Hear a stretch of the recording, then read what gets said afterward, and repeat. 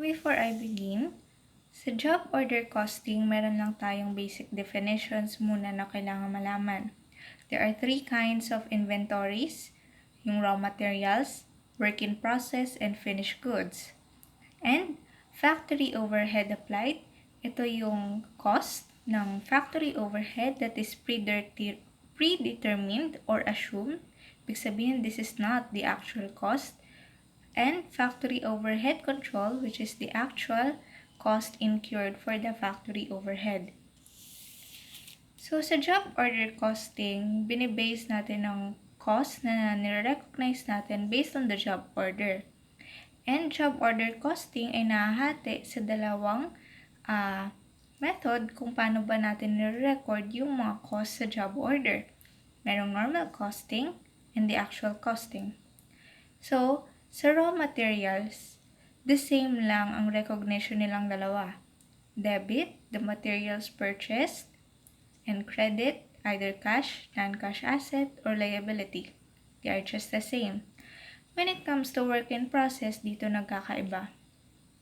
Work in process consists of materials na direct, debit work in process, credit materials, direct only, take note of that. Work in process, direct labor cost, which is, take note, ang direct labor cost should be only the basic pay. Next, work in process, debit, and factory overhead applied. Ito yung predetermined rate or assumed rate ng factory overhead.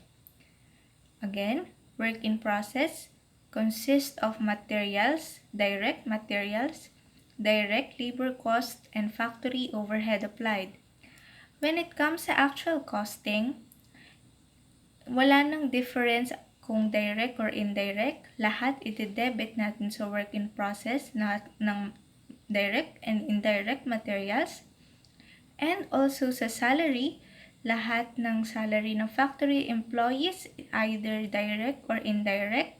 And lahat ng benefit ng factory or employees, lahat sila ay debited sa work in process. And other factory cost, debited to work in process. Mapapansin ninyo na wala yung factory overhead applied. And wala nang distinction sa direct labor and direct materials and indirect labor and materials. Lahat ay debit sa work in process. Again, work in process in actual costing consists of direct and indirect materials, direct and indirect labor cost, and other factory cost. Ngayon sa factory overhead control. Mapapansin ninyo blanco dito sa column ng actual costing. But sa normal costing, meron tayong factory overhead control. Again, ang difference ng factory overhead control sa factory overhead applied. Factory overhead control is the actual cost incurred for the factory overhead. So, debit factory overhead control, credit materials indirect. Ang lahat ng direct materials papasok sa work in process. Lahat ng indirect materials papasok sa factory overhead control.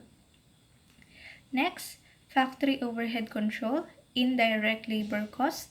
Lahat ng direct labor cost papasok sa work in process. Factory overhead control, benefits of direct labor and indirect labor. Kasama dito sa benefits na ito ang overtime pay. Remember, basic pay lang ang kasama sa direct labor cost ng work in process sa normal costing. And next, factory overhead control, other cost.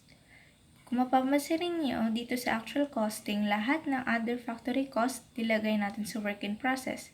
But sa normal costing, i-debit natin iyon sa factory overhead control. Next, punta naman tayo sa finished goods. Walang pagkakaiba ang normal costing sa actual costing pagdating sa finished goods inventory. It's just the same, debit finished goods inventory, credit work in process. Ngayon, punta naman tayo sa factory overhead applied. Walang entry na mangyayari sa actual costing when it comes to factory overhead applied.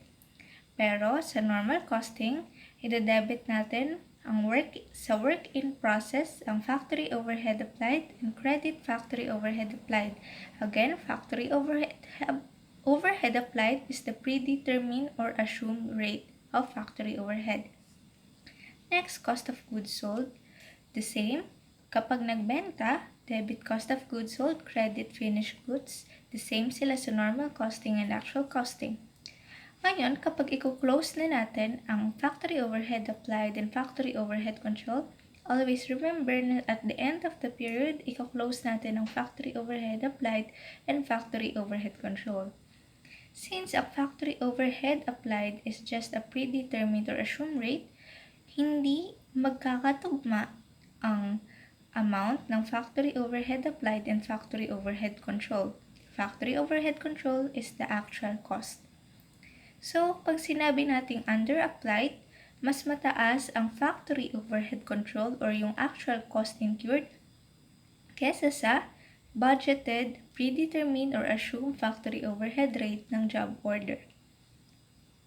Then, ibig sabihin, tataas ang cost of goods sold dahil ang difference din ng dalawa is i-debit natin sa cost of goods sold. Ngayon, overhead applied, ibig sabihin, mas mataas ang factory overhead applied kesa sa factory overhead control. That's why, kailangan natin ibawas yung difference ng dalawa sa cost of goods sold.